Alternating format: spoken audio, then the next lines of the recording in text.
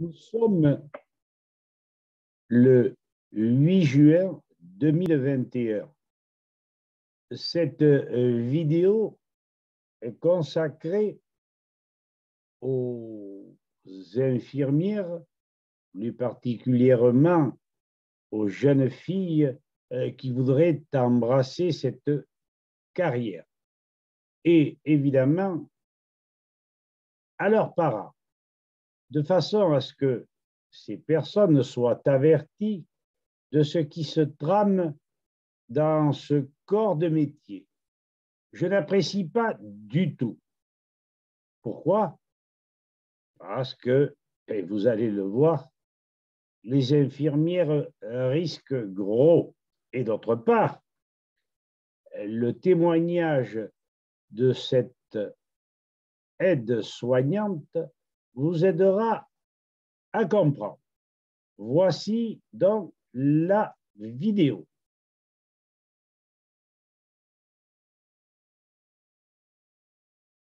Une aide-soignante témoigne.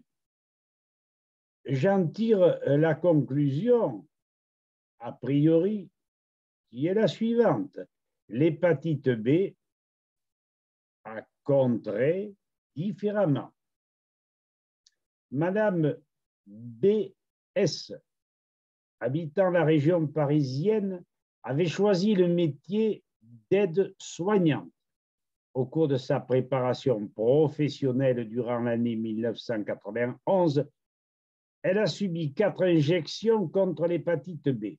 Or, en lisant le livre du docteur Vercouter, Vaccin hépatite B, les coulisses d'un scandale, elle apprenait que les conséquences de ces injections entraînaient trop souvent des maladies auto-immunes dont le docteur fut lui-même victime. Et je le connaissais fort bien, mais je savais qu'il ne racontait pas de sottises. Il soulignait bien que les personnes les plus atteintes par cette maladie étaient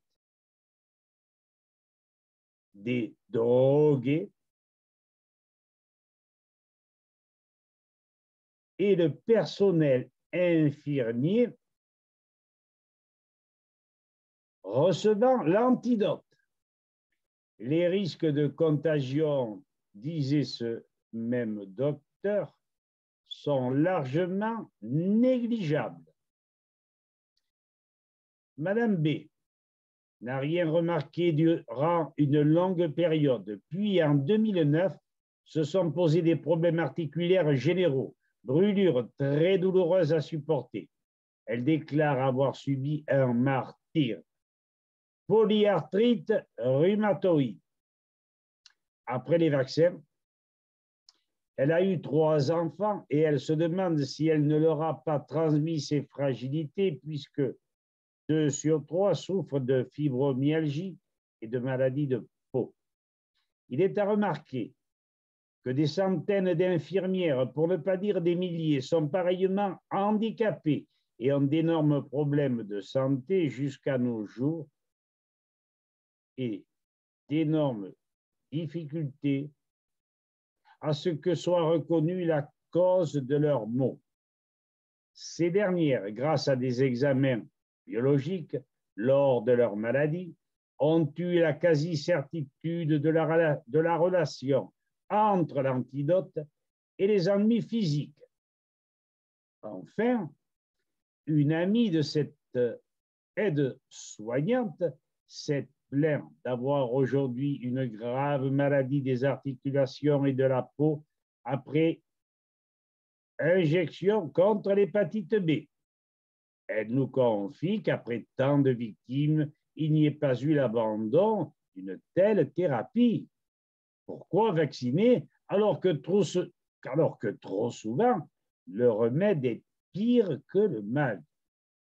L'agrégé en biologie, Michel Georget, avertissait qu'en multipliant ces actes, on augmentait le risque d'introduire des antigènes apparentés à des molécules de l'organisme, créant ainsi des maladies auto-immunes dont la fréquence ne cesse d'augmenter. où se trouve le bénéfice si l'on doit souffrir toute une vie d'un diabète insulinodépendant, d'une polyarthrite rhumatoïde ou toute autre forme de maladie trop souvent invalidante. Page 28 du livre du docteur Vercouter. On peut lire: le plus souvent, l'hépatite B passe inaperçue et comme toute maladie virale, elle évolue spontanément vers la guérison dans plus de 95% des cas et les sujets sont immunisés. Le risque réel de complications graves est donc ridiculement faible.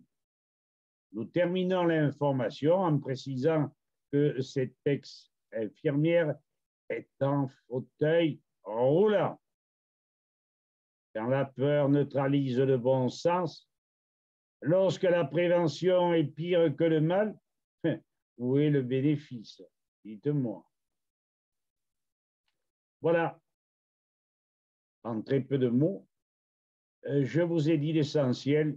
Maintenant, postulante infirmière, à vous de jouer, que vos parents puissent regarder aussi cette vidéo et qu'ils vous aident à régler ce problème, cette envie de devenir infirmière. Voilà, je vous ai donné le meilleur de moi-même. À vous de jouer, chère jeune fille. À bientôt.